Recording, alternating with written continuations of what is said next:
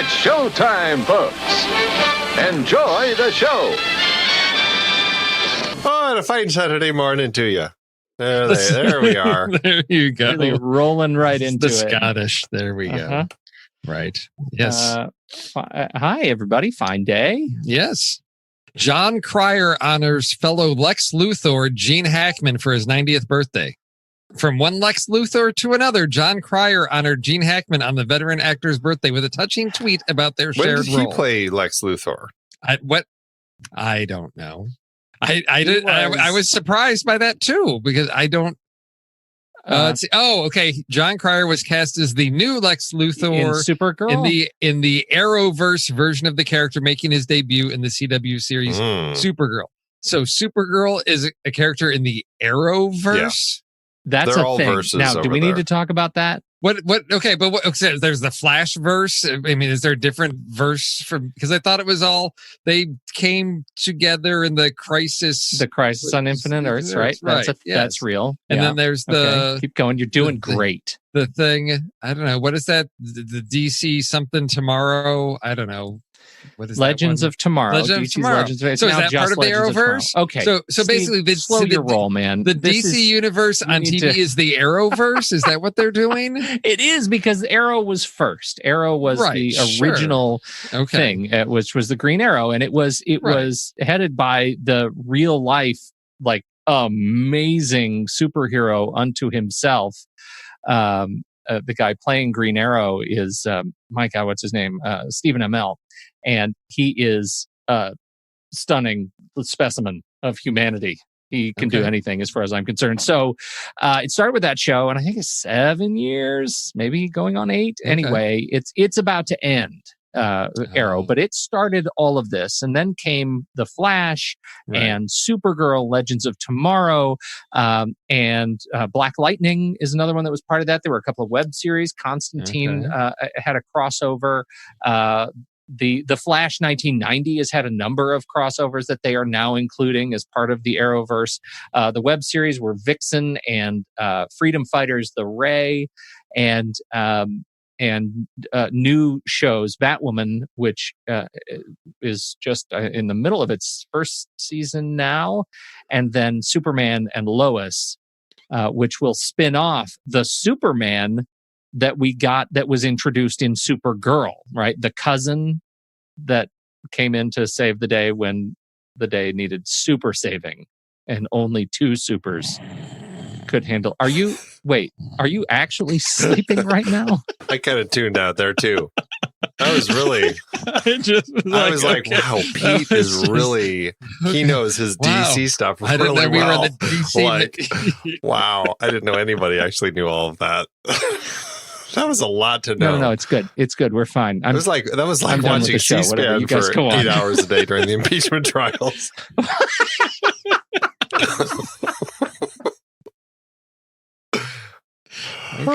Okay. Now that we have that foundational experience, so I just need to know it's called the Arrowverse it's called the Arrowverse because Arrow was the first show. It sounds cooler than Flashverse. Sort of thing.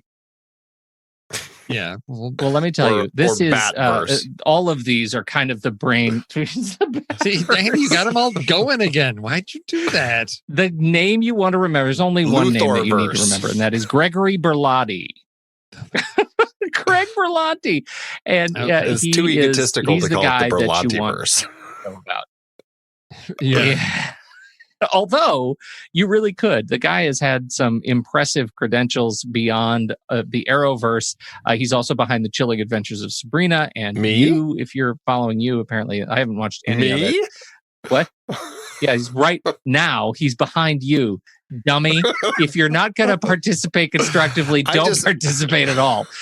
He's also behind. He was involved in producing Dawson's Creek and Brothers and Sisters and Everwood and Riverdale, and so he's a big CW guy, but he goes back kind of a way, and so he is the name to know in the Arrowverse space. He's the guy who's head of it all. That's all. Okay. I'm going to stop talking. Thank you. To you two in particular. I just want to know, really, the important thing here is Lex Luthor and John Cryer and Gene Hackman, because you also have to remember that John Cryer, was he Lex Luthor's nephew in Superman 4: The Quest for Peace, or what was he was somehow related? Yeah, it was his nephew, Lenny. Yeah, see, so there's an extra connection, which is fantastic. Look what you just did. See, Andy, you can participate in the Arrowverse to do too. with that. Do you think here's a Sherlock question? Holmes crossover. I know, with the Jokers, we've had several of them who are no longer around. But do you think that Gene and John? Several? I don't know. I'm just throwing things out. Right. Cesar Romero, right, sure, exactly. yeah. It was tragic. Words mean nothing, Steve. and so many of the one. Do you think that they get together? Like, do you think that they call up, Kevin Spacey and Jesse Eisenberg and have little Luthor party? I don't see Gene Hackman doing that with them. Gene Hackman no longer attends parties, only fetes. And did you hear, this is soirees. interesting, that because Joker was so successful, that DC is now planning a standalone Luthor film. Oh, that would be, he would be the president of the United States. I would be behind that. Well, there you go.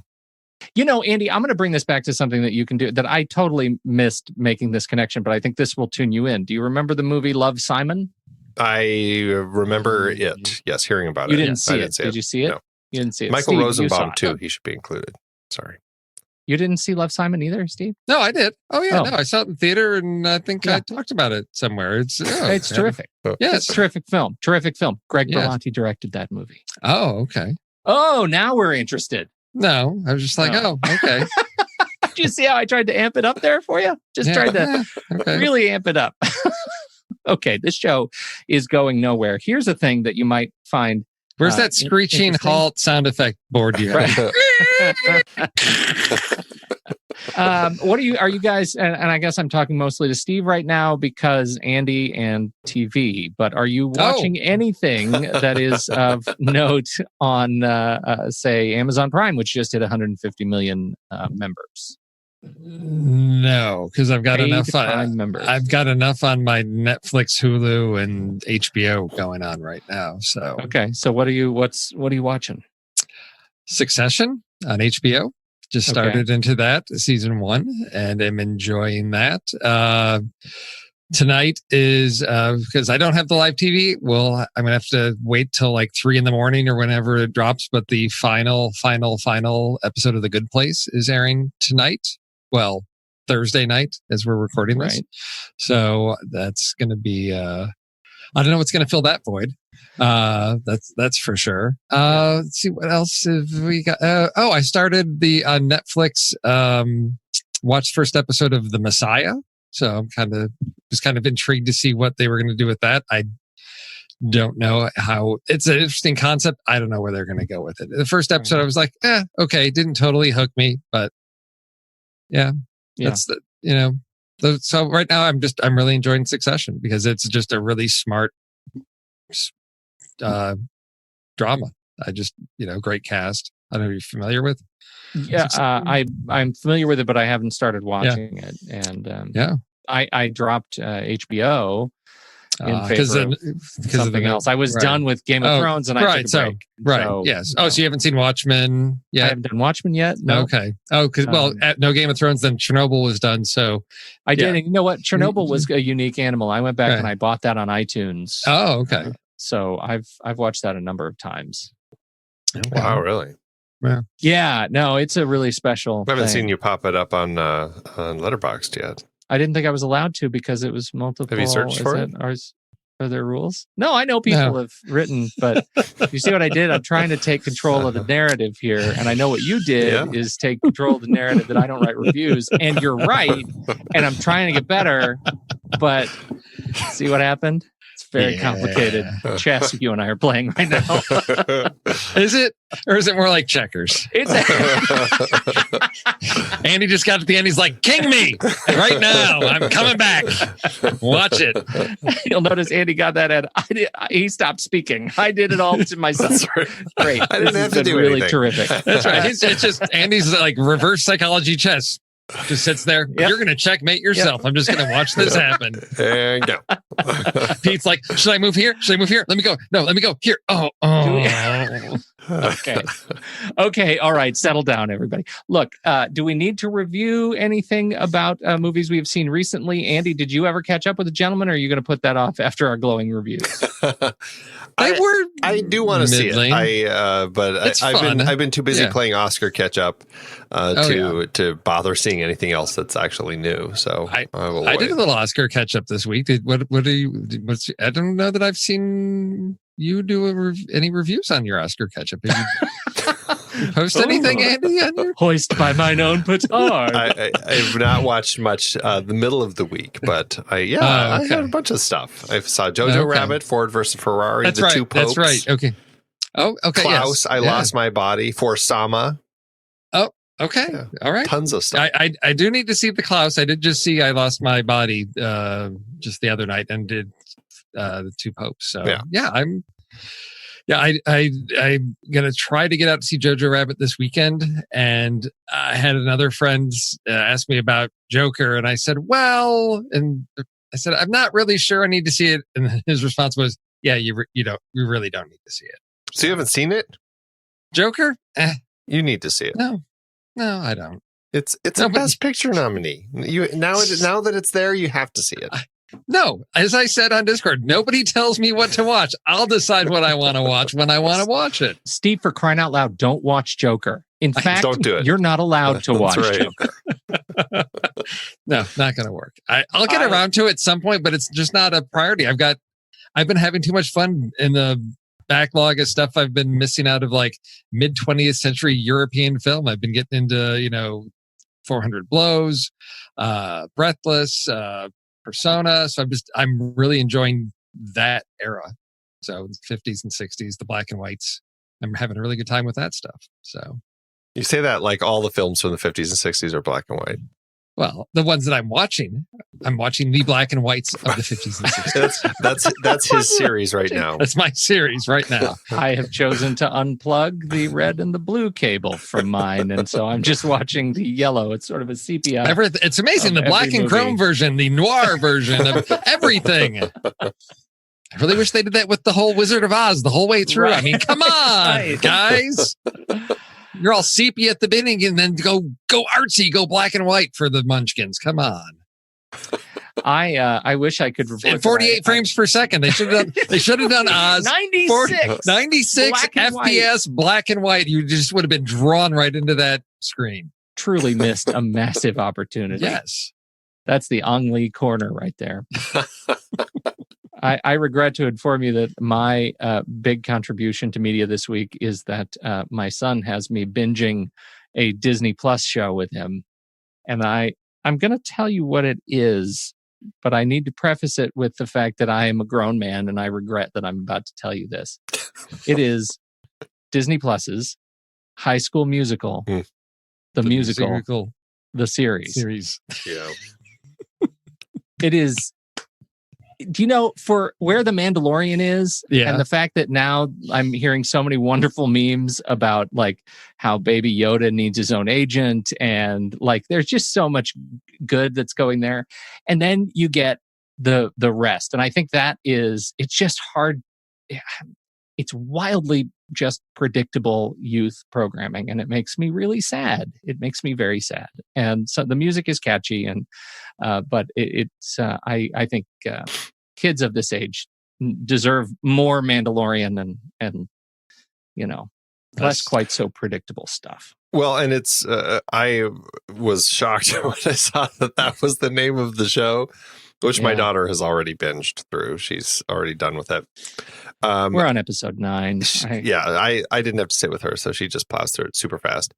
But the fact that they even named it that, which is like one of the most meta names I've ever seen, and it fits right in with all of the world of remakes that Disney is perpetually doing. And it's just like, just cranking it out. Just let's remake something else, and then we'll remake it and adapt it, and then we'll twist it and we'll call it something else. And Andy, you're so right. I mean, it is peak Disney right now. It is absolutely peak Disney machine. And I think that just explains all of it, which is just we're going to squeeze every last drop of, it feels like it was created by a computer. I mean, this is a machine learning series. Is what it is. Yeah. Well, yeah, it's take no risks, take intellectual property we know was successful and repackage it and push it out there again. And then next season, we're going to have High School Musical, the animated series. I'm sure.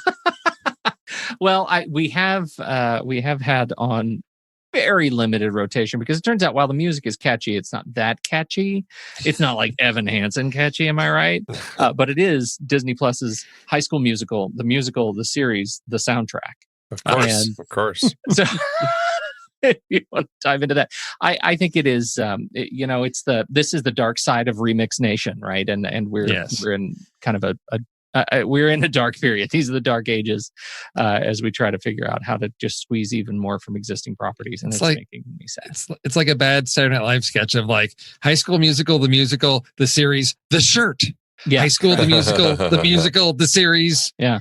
The poster. Yes. Well, and I'm the cheese grater before the show. Yes. I'm an ardent fan of the Expanse, the book, the Expanse, the book, the series, and the TV show, which was bought out by Amazon, and so they just wrapped season 4, which did not skip a single beat. I think it's an improvement on what Sci-Fi was doing with it, which was already terrific, and they've already signed to season 5. And the books, of course, we're about to see the end of this epic story with the release of book 9 of the Expanse series.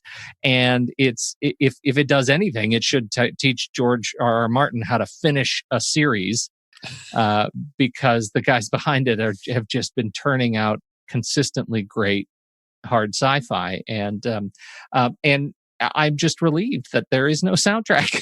There's nothing. There's no spinoff.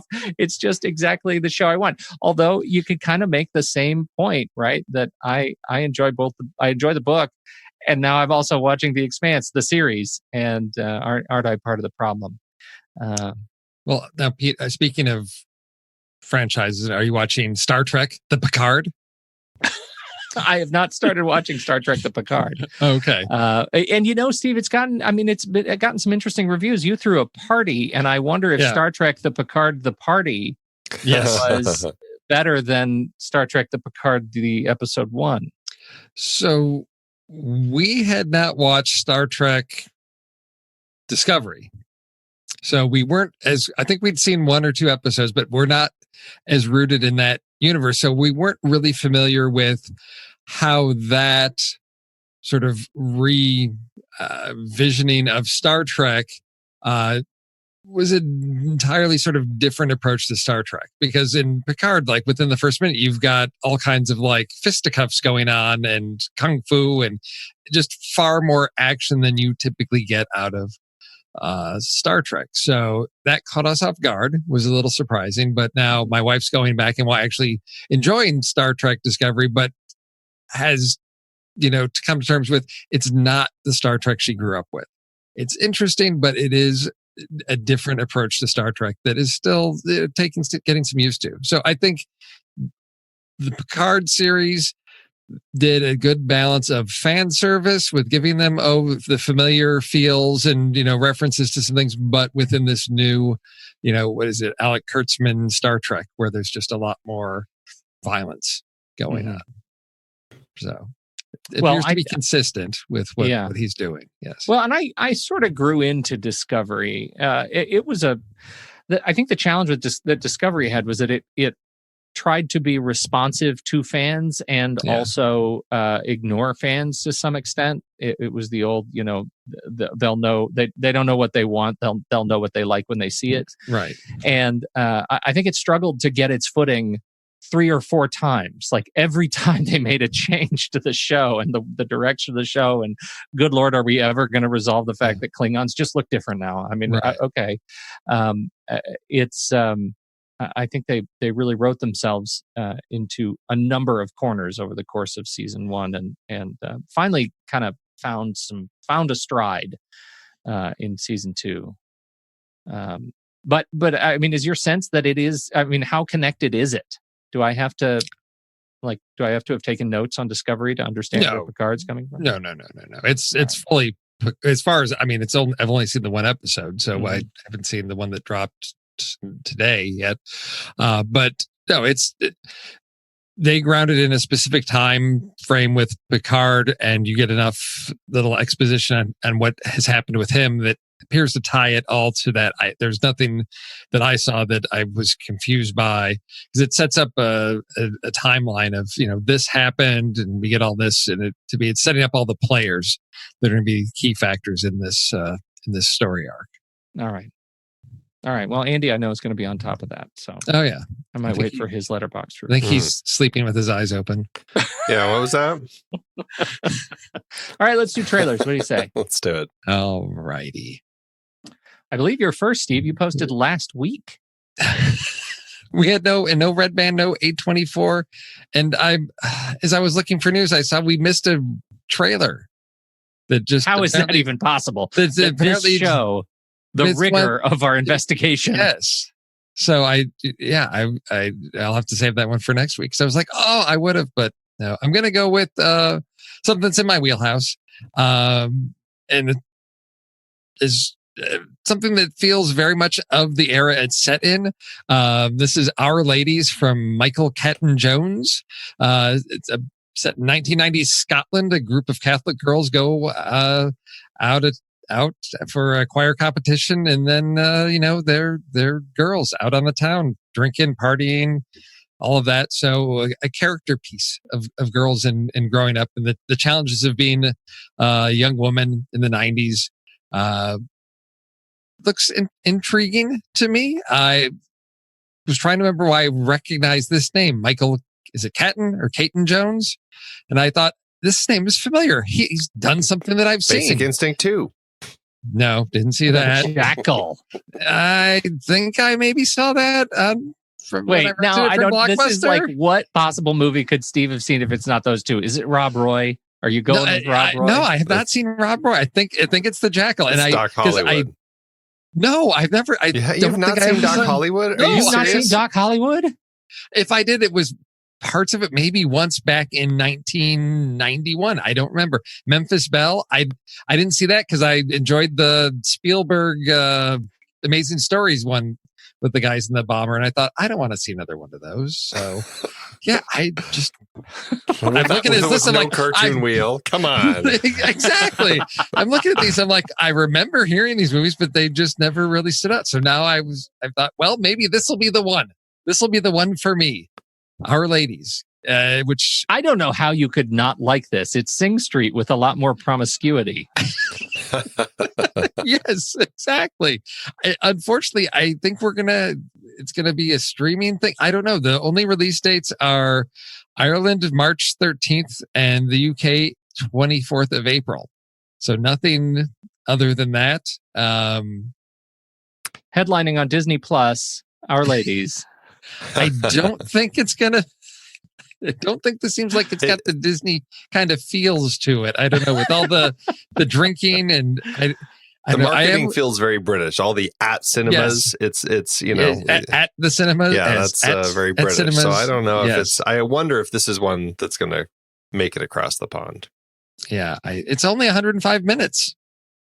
So something easy to me. It's one of these things like you fit in on a early Saturday evening or something. Just have fun with this. And looks like a really talented cast, unique characters that I intrigued in seeing their little coming of age moments here as they learn about themselves and each other. I hope it's good. I mean, just reading reviews from the various film festival screenings that it's played, everybody seems to love it. So I'm like, oh, maybe because the trailer didn't wow me very much. I'll be honest, but and Michael Caton Jones's career hasn't ever really wowed me. Right. Although I did like Rob Roy quite a bit. But other than that, it's like, meh, I can kind of take him or leave him.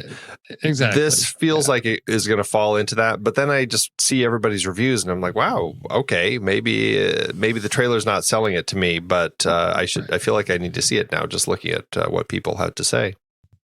Oh, yeah, I agree. It's not the greatest trailer. Like I said, it feels very much like a independent, or international, film from the 90s. Just the trailer itself felt very 90s. And I thought, I don't know that that's the way to sell this movie because it's a period piece, but yeah.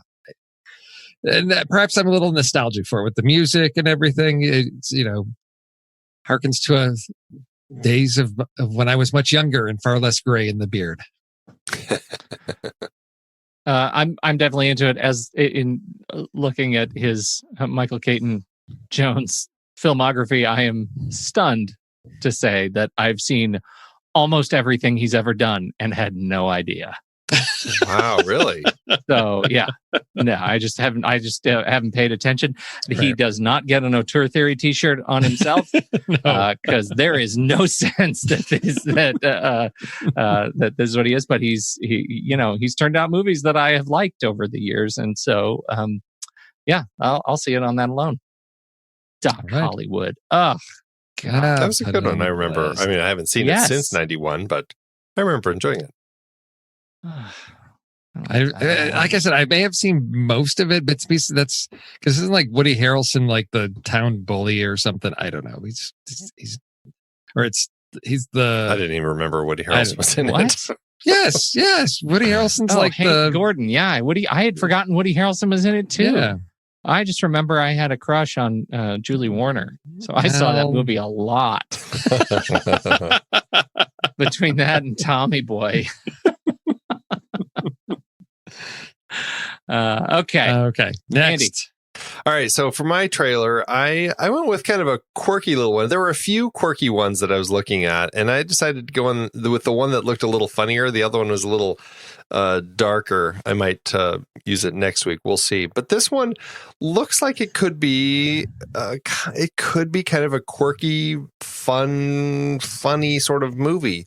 It is the film Vivarium, directed by Lorcan Finnegan, starring Jesse Eisenberg and Imogen Poots, together again after one of my favorite films from 2019, The Art of Self-Defense. And this is a story about a young couple looking for the perfect home, and this kind of creepy real estate guy shows them this house in this neighborhood called Yonder, and they find that they are unable to actually leave this area, and they can't escape. Next thing they know, they have a baby delivered to them, and now they have to take care of it, and it grows into a creepy little devil baby that they just really don't seem to like at all. But that was a real high point of the trailer. It definitely was. But they have to raise it in order to actually get out, as the note says. I really wonder where this film is going to go. I don't know. But it really piqued my curiosity watching it. Just the production design of it, with kind of this kind of, grandma green for all the houses, and everything just kind of had a real sickly look to it. I was really fascinated by it. So Lorcan Finnegan, looks like this is, he's had a very small career. This is his second feature film. So I'm curious about it. What do you guys think? Oh yeah, this is one that I'm all in for. And then get scared. How is it? Interest such a great concept, but where do they go with it? How do you resolve this? And that, how do you write yourself out of this? And a good writer can find a unique way to do that in a way that's rewarding and fulfilling, and the audience, enjoys it. Other times it just feels like, I don't know, I'll just do this.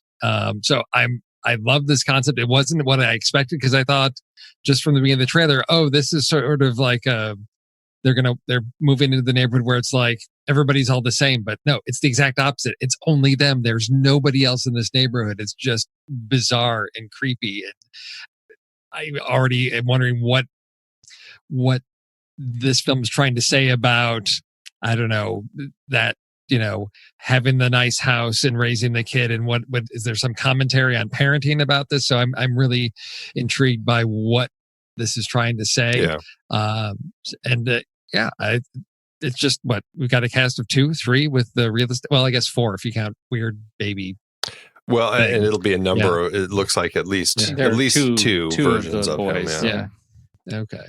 But yeah, no, I'm looking forward to this one. This keep an eye out for it, because this one looks just visually some really interesting things that I'd want to see on the big screen. I regret to say I am 100% spoiled on this one, and it is because I was working on another project and was doing some Googling not 2 months ago, and was searching on favorite twist endings. No. Yeah. I know exactly how this ends, and and I'll tell you, it seems like it's right up your alley. Okay. Jeez. And so I will tell you, this is a fascinating. It's a fascinating trailer, and I am right in on the visuals, and I'm right in on the puzzles, and that sense of we're just going to write ourselves into a corner and just not leave the room until we figure out a way out. Right. And that is exactly what this one does, and I think it is a worthy twist. Like it or not, it is a twist that's worthy of the story. Okay, cool. Okay, yeah, I'm in for it. One last note: it is the director of photography for the film is somebody who goes by the name McGregor. He is actually Spanish, though. His name is Miguel Lopez Jimenez de Olaso. Wow, I like it. That is brilliant. This film looks like it premiered at Cannes last year. It is kind of been making its way around the festival circuit and will be through February. And then it has no U.S. release date yet. So far, it's just France and Russia and the UK in March, and then Italy in May. And that's all we have for release dates so far. So so I don't want to make any release any catnip for you here, but the synopsis of this thing that I found months ago on Reddit is the synopsis that is posted in Wikipedia. So if you want to be truly spoiled for this movie, you can read through the end. It's the same thing that I read. So assuming that it's the same. So everyone listening who likes to read the end of Agatha Christie novels, run to Wikipedia and give it a read. There you go. All right, Pete, your trailer. Or just know that when you read that synopsis, you're going to be spoiled. Sometimes they don't do that. So, right, my trailer. What am I doing? I am doing a wow. I don't know. What was it? Speaking of catnip, Irresistible. This is the new film written and directed by Jon Stewart. I knew I was going to pick this trailer the moment I saw his name in the YouTube credits. I didn't even watch the trailer. I just miss Jon Stewart. I'm one of those. I miss his comic voice and his comic timing and his political sensibilities and the way he approaches conversations. And so to see that he is doing a movie about a Democratic political strategist working for a retired vet's bid for mayor of a small right-wing Wisconsin town that becomes the hotbed of political turmoil when a Republican strategist comes in and tries to help him lose. Steve Carell and Rose Byrne playing opposite one another. Chris Cooper as the retired vet. Mackenzie Davis, Topher Grace, Will Sasso, C.J. Wilson, Natasha Lyonne, Brett Sexton, Alan Einsberg, and Deborah Messing. This looks like just a cast that I'm meant to really enjoy. What was the Michael Keaton script writing or speech writing political road movie? You guys remember that one? Oh yeah, it was the husband and wife were writers for the opposite. Opposite. Is that Gina Davis? Yeah, yes, it was. It was Gina Davis. Was it Speechless? Was it Speechless? Is that what they called it? That's so the train. It won't stop. The train. What was it called?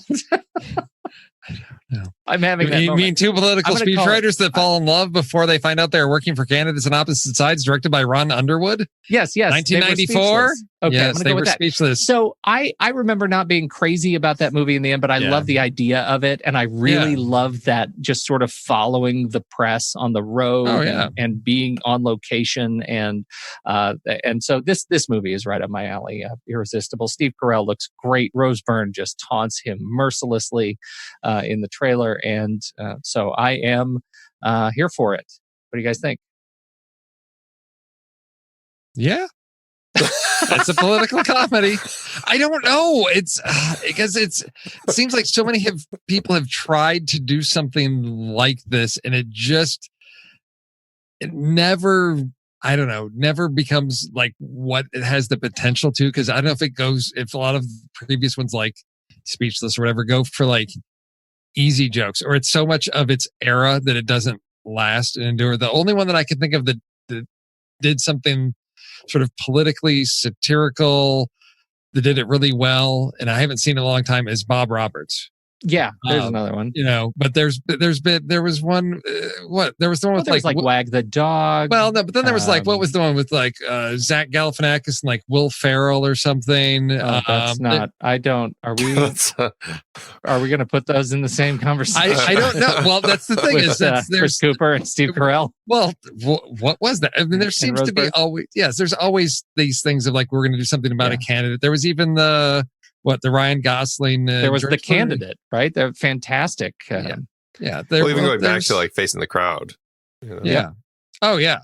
Yeah. And so some of them do it really well. So I have confidence in Jon Stewart, but I sometimes feel like the drive to say something overrides the sensibility of having to make it a good movie first. It's more important that we get people understand this versus it come across as an organic part of the story that's being told. So that's all right. It's my only fear. I hope that I hope it ends up working. I hope it is more in the Wag the Dog or in the Loop even. I mean, there's another really sharp one. Another one to put on my list. I hope it falls into that category and doesn't just I mean, it's Jon Stewart. I don't think he's going to fall to the Will Ferrell, Zach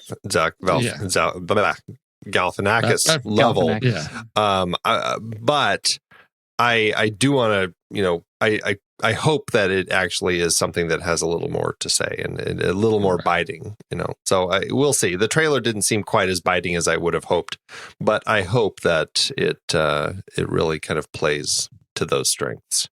Well, I'm with you. I also I hope that it is more biting, but one thing I do know is that Jon Stewart is a guy with something to say, right? And he is an activist in his own right, and agree with some of his positions, don't agree with others. But I have always appreciated the way he presents his comedy and his positions. And so May 29th, 2020, we're going to get a U.S. release date, and so there you go, Irresistible. There you go. Cool. And produced by Brad Pitt. So of course it is. And he's others, quite but the really producer these days. Brad Pitt. Yeah. There you go. All right. That's my pick. Should we do some ranking? Should we do an abbreviated ranking, because we're getting a little bit long in the tooth, don't you think? I don't know. I've only been recording for 30 minutes. Oh, you have? Maybe I've been recording a lot of our pre-show nonsense. Oh, right. No, that's because you only joined the show 30 minutes ago. Yeah. Right. All right. Well, we'll just do 5 then. Okay. All right. Do 5. I'm counting. And okay. So first up, we have some Clint Eastwood for a few dollars more. Opposite some Hitchcock, Spellbound. I'll definitely say for a few dollars more. Huh. Okay. Yeah, I'll go with that. I don't feel like Steve has seen either of these. No. I'm trying to remember which one is Spellbound. Because it may have been Ingrid Bergman, Gregory Peck. Is that the one with the key? The shot of the key? No. It's the one where she's the psychologist and she's trying to help him. Is this the one with the gun? This is the one right at with the gun pointing at the camera. Okay, then I have seen that one. Okay. It's the skis, it's Salvador Dali. Oh, okay. Three-hand Yeah. Okay, sequences. I've seen this one. And then the other one was the For a few dollars more. Oh yeah, I've seen that. I've seen both of these. It's just been a long time. Okay. All right. Well. Yeah. Well, you two already agreed so, and I concur. All right. Good. Yes. All right. Number 2, for a few dollars more, held steady at spot 142 on our chart. Number 2, we have The Girl with the Dragon Tattoo. This is the David Fincher version. Opposite Howl's Moving Castle. David Fincher. Yeah, I'm going to go with Fincher. And I'm sure Steve has seen that, but not Howl's Moving Castle.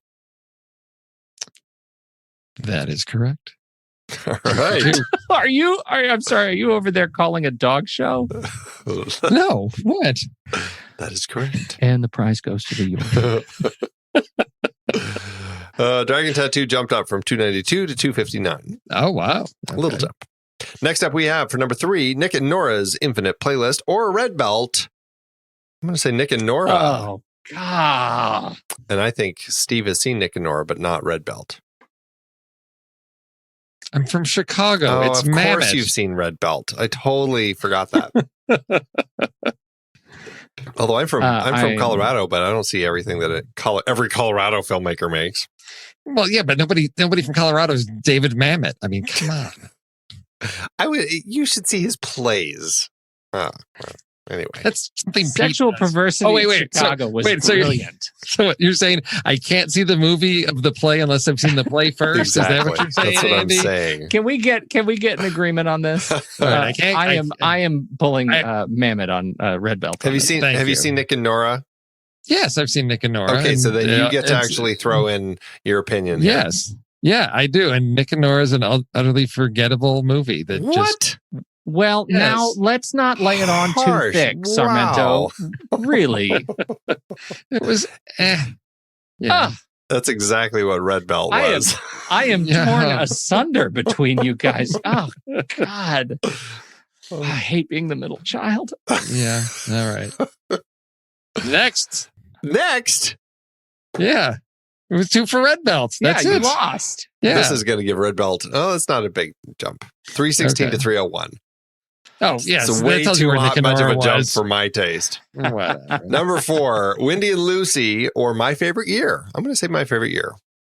Wendy and Lucy or My Favorite Year. That's I would like- say My Favorite Year. Yeah, there's no choice. It took me a minute. I realized, I remember Wendy and Lucy. Yeah, Yeah, no, I really enjoyed, but I know you did. it's My Favorite Year. I watched that. I think my friend that lived across the street, they got their VCR or whatever, and that was like they got to pick a movie when they bought the VCR, and it was My Favorite Year, and we watched that I don't know how many times. Love that movie. It's a good So one. much fun. That's definitely Yes. the movie. Oh yeah. Well, My Favorite Year held steady at spot 51 on our chart. Okay. And number 5, course. last but not least, one of Pete's favorite films that we've talked about on the show, Yee Yee, a 1 and a 2. Or La Femme Nikita. I can't weigh in because You haven't seen Yee, I know. He still taunts me from the Criterion loading screen. He just sits there you and just taunts got to me. watch it. Do I really? Absolutely, No. Nikita. It's absolutely, It's absolutely. Yee. You could watch Nikita 3 times in the time that you will be sleeping during Yee. I will take Yee Yee. What? Yeah. How could you? You Nikita, can't it's speak. You can't even speak. How can I you even know. say that? You haven't even seen I it. can't. I know because I'll go watch it and I'll come back and be like, Andy, I'm sorry. You were Yeah, right. It's such a much better exactly. film. Exactly. You will, but it'll be a lie because you will have slept through Yee Ugh. and you still won't have actually watched it. All right. All right. We're going to do a You got little the- Rochambeau here for our last round. Ready? Uh-huh. And Oh, 1, 2, 2, 3. 3. Scissors. Scissors. Paper. Rock. Oh. Nikita takes it. Justice. Just again. What are you doing? All right. I would like to weigh in and validate. Nikita, Steve's justice is so warranted. Nikita held steady in spot 328. All right. We're done ranking. Hallelujah. Jeez. Oh my gosh. All right. So it's time for lists. So let's get these done quick. Now, Why do you say that? Okay, you were just saying we're running low on too. It's time to get out of here. This is the stuff I'm really, really excited about your Me Too list. I know you've been working hard on it. I'm sorry. Go ahead. For the film 9 to 5, we put the poll up over in Discord in our Show Talk channel, and the options, not a lot of votes, but it was the Me Too films that took the vote. So we're here to talk about our favorite Me Too films. What is a Me Too film, Andy? 9 to 5, Steve. This is going to be a real treat. Wondering what your rules were. Okay. Yeah. All right. Here we go. I'm not up first. You go. You say your rules. Number 1, Legally Blonde. There we go. My first one, Legally Blonde. Oh, and what are the rules you used to define this as a Me Too film? So if you haven't seen Legally Blonde, there's a point where basically you've got your young college student legal intern, and she's put in a position where it's basically like, oh, you got to sleep with the boss if you want to get any further in this career. So that moment for me put it as my first entry on my list of Me Too movies. Women being put in positions of basically having to make a choice between their career or getting with a creepy guy, older guy. The Weinstein character. Yes. Okay. Sort, for me, it always ended in some sort of vindication for prior and I'll say stereotypically gendered-based abuse, whether it was like sexual abuse or work abuse, staff abuse, like something like that. Whether there was some sort of vindication on behalf of the person who was, who was taken advantage of, and that made it sort of a Me Too movie for me. Okay, yes, and that does happen in Legally Blonde. Spoiler alert: she wins her big court case on her own.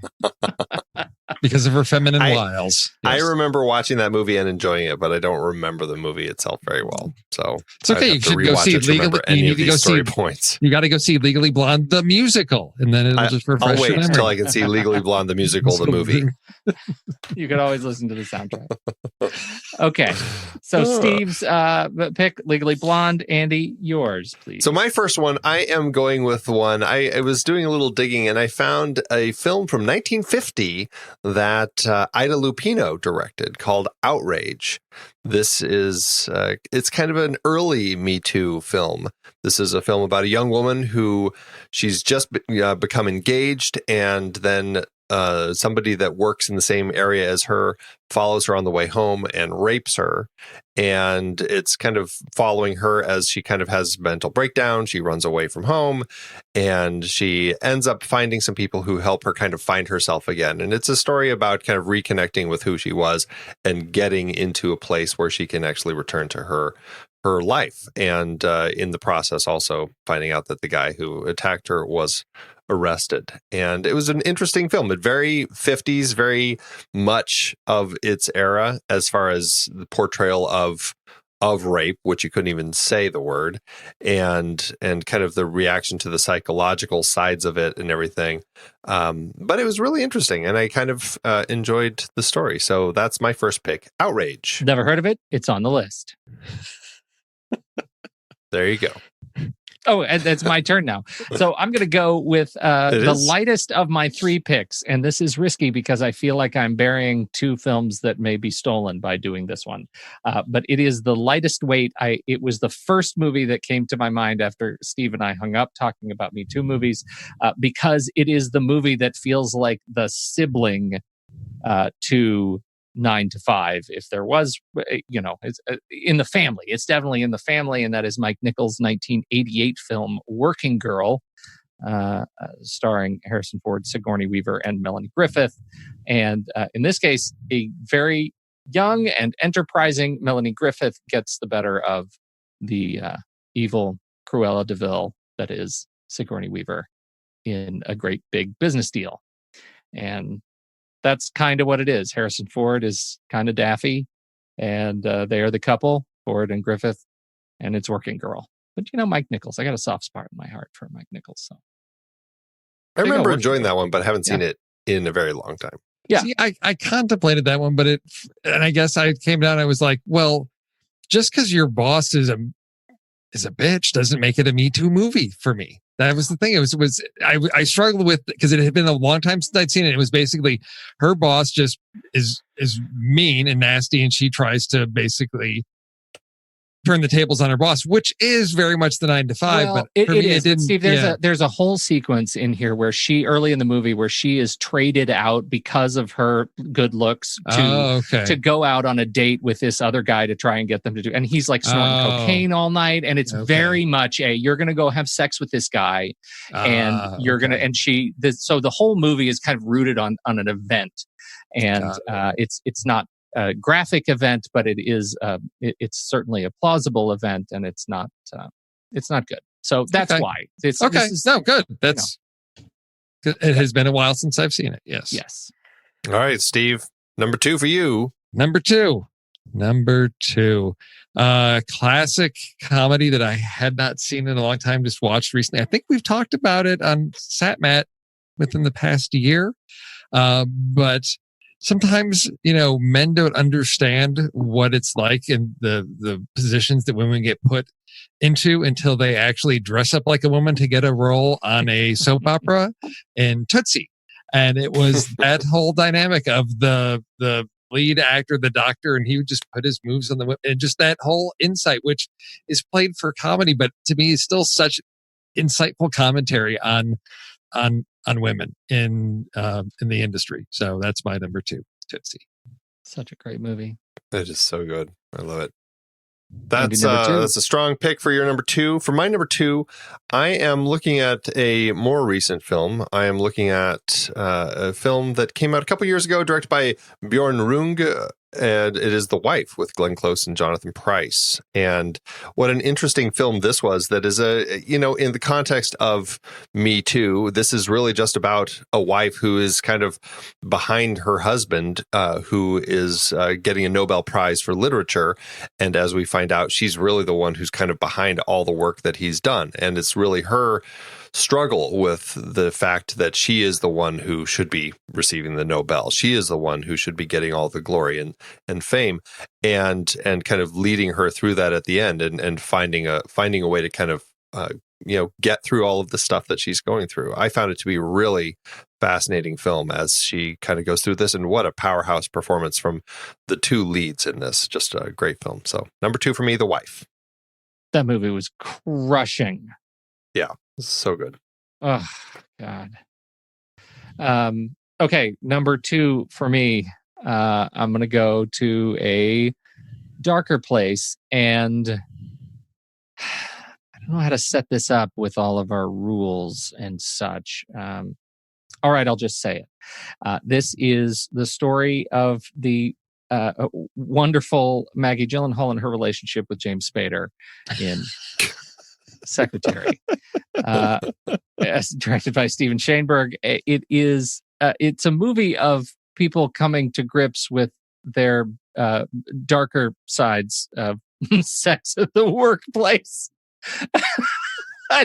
but I think there is absolutely some growth here, and some redemption, and some empowerment, as they and I think the movie is I think it has an interesting message. If you truck with the visuals and some of the behavior in there, I think it is a movie that's certainly worth seeing. I quite enjoy the film, and their performances are stellar, and incredibly bold, and really, as they learn sort of limits of how to, quote, work together.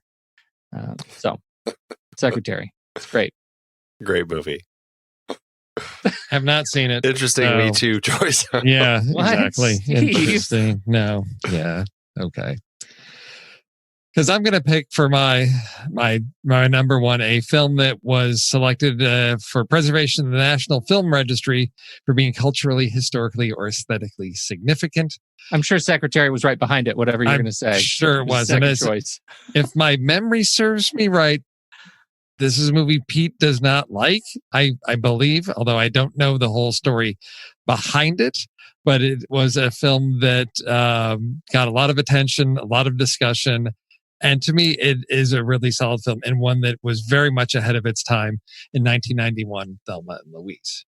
Oh, yeah. I love it. I do love that too. movie. I do. Yeah, I too. know. What's your issue, Pete? I don't know. Never connected with it. And then, over the years, the more people like it, it's like the more you sort of tune it out. Now you're just on principle. I'm just Yeah. All right. But that's okay because I have a pick for my final movie that I'm so glad. It's not my turn. It's not even my turn. No, it's okay. I am the worst. I am so rude. Somebody needs a spanking. Please take. That's right. I'm not going to leave my desk.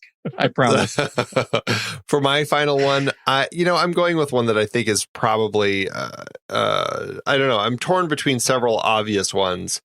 And I think I feel like I want to just go with the more recent one because in context of just the Me Too movies, it really makes sense. It is Jay Roach's Bombshell, which came out just this past year with some really stellar performances in it. And so, I felt like it was a pretty fitting one to throw on here, even though it is like super obvious. All right, Pete, now you can go. I don't think obvious is any reason not to add the movie to the list as previous experience dictates. Well, it's just so recent and it's like still in theaters. It's like, it's very, very recent. You're right. It is the anthem right now of the Me Too movement. Exactly. Right. So my final film is a little bit less fresh than that. Mine came out in it's 2015, I think.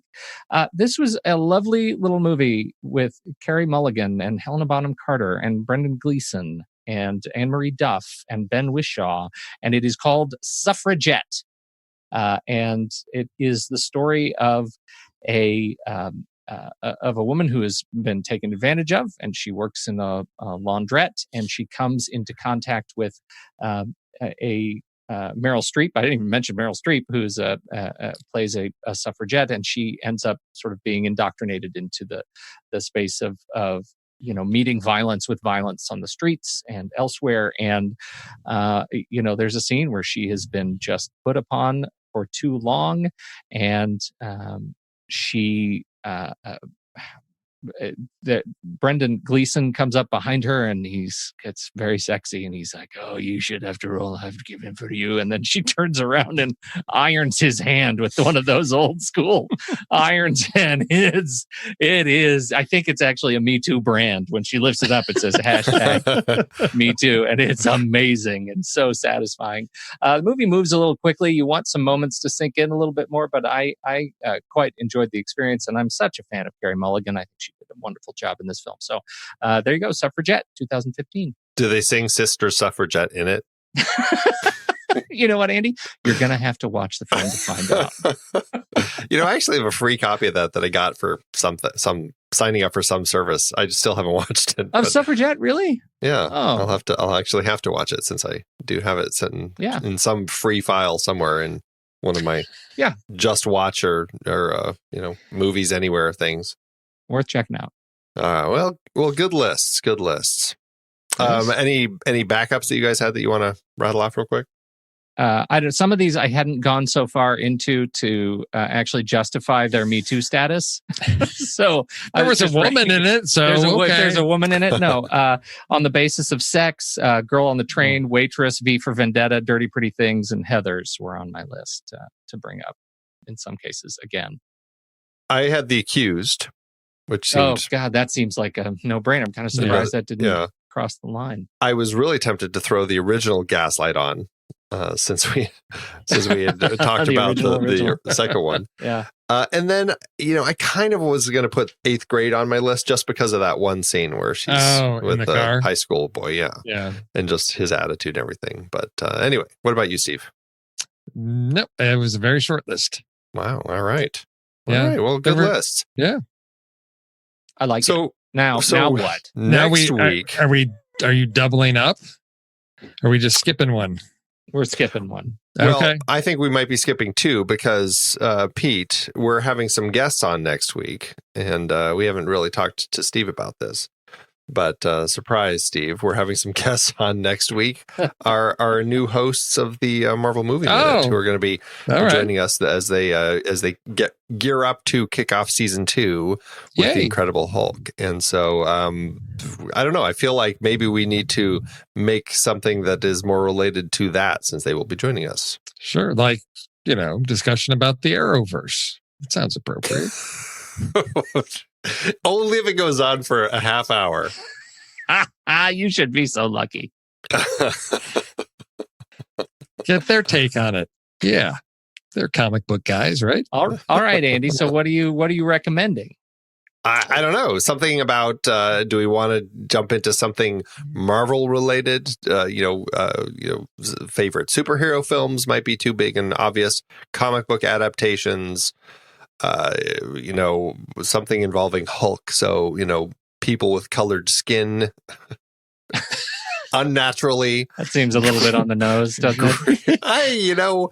I'm just throwing it out there. I'm sure somebody wants to put Sin City in there. So, all right. I like all of those. Everything you just said. There's your 3 choices. Let's do all of yours. Superhero movies, comic book adaptations, superhero movies, comic book adaptations, and people with colored skin.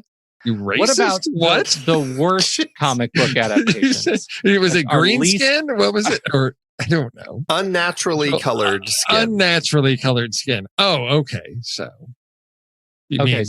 As in, you don't find it in nature. Unnatural. So you're saying frogs are unnatural because their skin is green and the whole skin is green? People with unnaturally colored skin. How much do I have to spell this out for it to make sense? A lot. Apparently, Steve is going to police this, and he's going to run it by the Senate and Congress. I am woke. I am so woke. Oh my gosh. All right. All right, so people with unnaturally colored skin, favorite comic book adaptations. Or was it worst, Pete? Is that what you were saying? Worst comic book adaptations? Yeah, I was going to say, let's just do something different than favorite comic book adaptations. Yeah, because that's... so I don't know. I want to put a twist on that one, because that's like, I don't know. I feel like it's been done. It's been done. How can we vary comic book adaptation? Oh, I got one for you. Comic book adaptations, and you can pick. Okay. Well, I was going to say, what about comic book adaptations that did not become a movie series? Non-series comic book adaptations. Or maybe that would just be my rule. Just like a one-off? One-off. Okay. There's only 2. No, because are you talking, when you say comic books, do you include graphic novels? Yeah. Yes, sure. Okay. But I'm concerned about, because it's, there have been multiple Hulks, and his character has certainly continued. Yeah, but we're not talking about that. We're talking about our list. A variation on a theme. It's the Goldberg variation. All right. Comic book adaptations that... Or Pete's going to choose his own rule, because he's going to do something real special. Comic book adaptations that are one-offs. And then what was the third one? Oh, superhero films? Yeah. Yeah. Just superhero films. Yeah. All right. That are not based on comic books. Okay. Pete's making up all sorts of crazy rules for himself. All right. You have fun with that one. That's what happens when this show goes for 2 hours. Pete gets loopy. So the votes, get them in over in the Show Talk channel over in our Discord group. That is for Patreon members. So once you join, you can get your vote in there. What else do they get at that level, Pete? Yeah. They get all sorts of things, but mostly, first and foremost, they get to know that they're supporting us continuing to do this nonsense, and also all the other shows that we do that are much less nonsensical. They get access to the online community over both on Facebook, which it's not terribly active, but also over on Discord, which is much more active.